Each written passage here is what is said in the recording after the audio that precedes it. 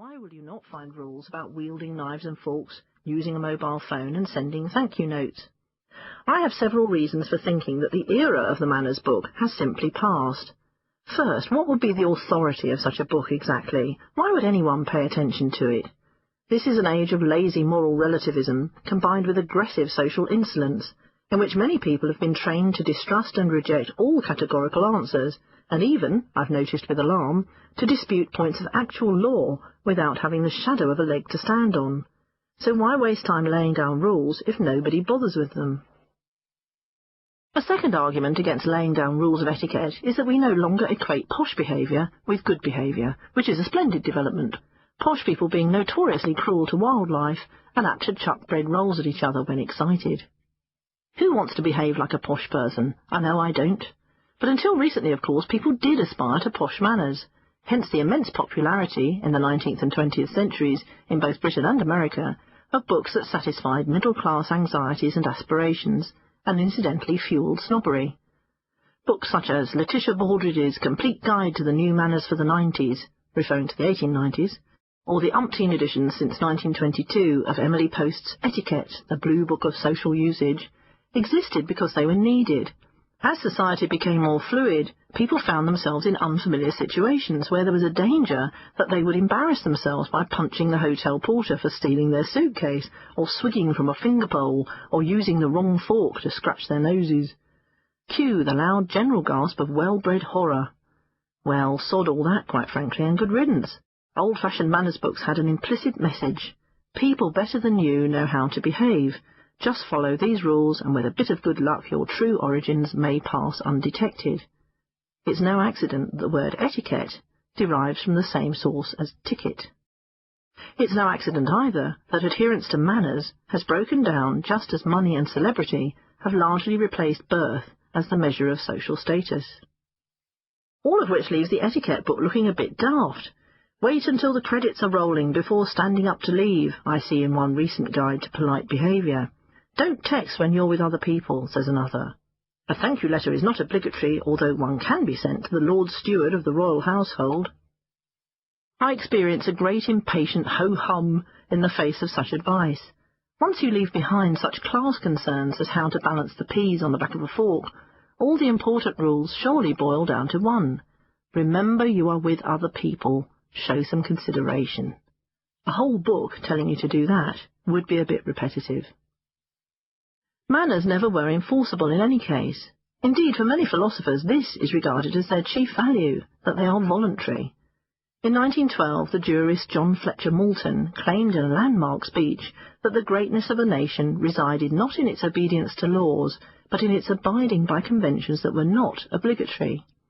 Obedience to the unenforceable was the phrase that was picked up by other writers, and it leads us to the most important aspect of manners, their philosophical elusiveness. Is there a clear moral dimension to manners? Can you equate civility and virtue? My own answer would be yes, despite all the famous counter-examples of blood-stained dictators who had exquisite table manners and never used their mobile phone in a crowded train compartment to order mass executions. It seems to me that just as the loss of punctuation signalled the vast and under-acknowledged problem of illiteracy, so the collapse of manners stands for a vast and under-acknowledged problem of social immorality. Manners are based on an ideal of empathy, of imagining the impact of one's own actions on others. They involve doing something for the sake of other people that is not obligatory and attracts no reward.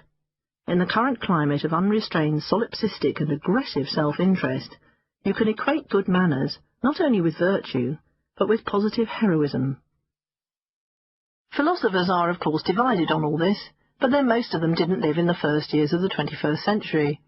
In November 2004, however, the philosopher Julian Baggini wrote in The Guardian, rather compellingly, that our current alarm at the state of manners derives from our belated understanding that in rejecting old-fashioned niceties, we have lost a great deal more than we bargained for.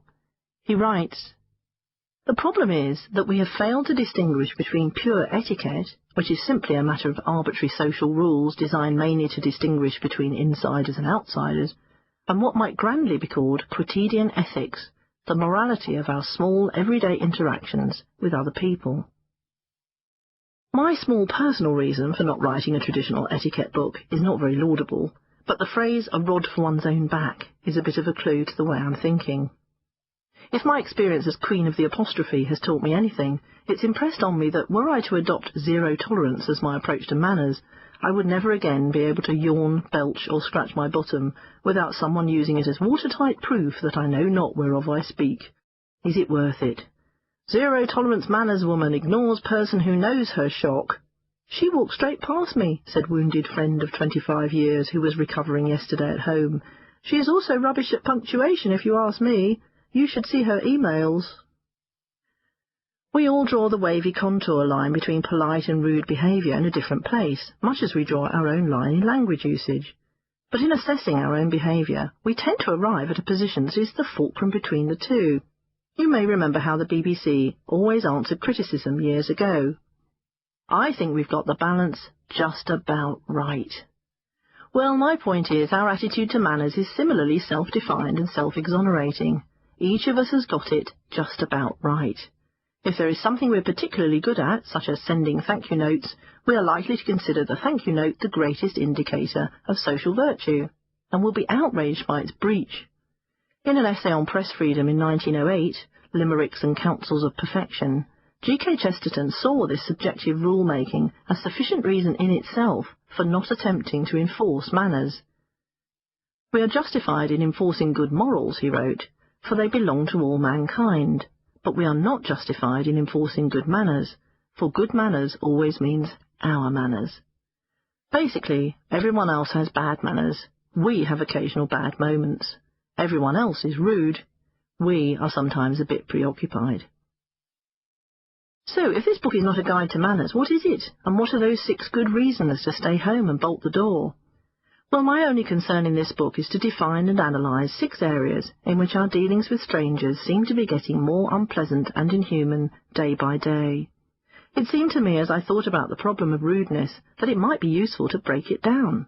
Manners have so many aspects, behavioural, psychological, political, moral, yet we react to rudeness as if it's just one thing.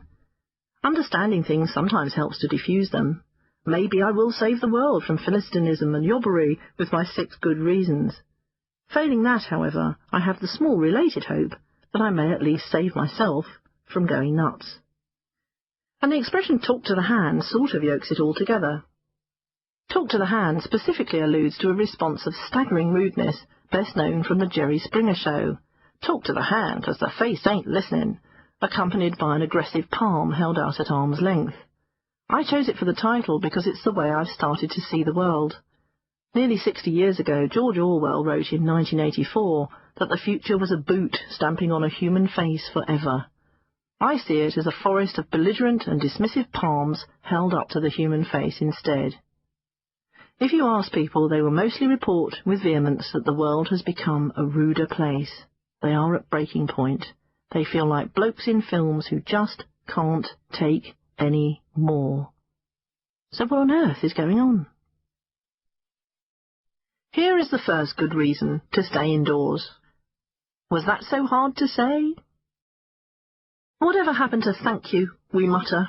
Ask anyone about the escalation of rudeness, and their first example is likely to be a quite animated description of how they allowed another car to pass last Wednesday and received no thanks or acknowledgement, not even an infinitesimal nod accompanied by a briefly extended index finger, which is, curiously, usually good enough for most of us. There is a theory of manners that uses the fiscal image of balancing the books, and I consider it a good one to begin with. For every good deed, there's a proportionate acknowledgement which precisely repays the giver. In this world of imaginary expenditure and income, the aim is to emerge from each transaction with no one in the red.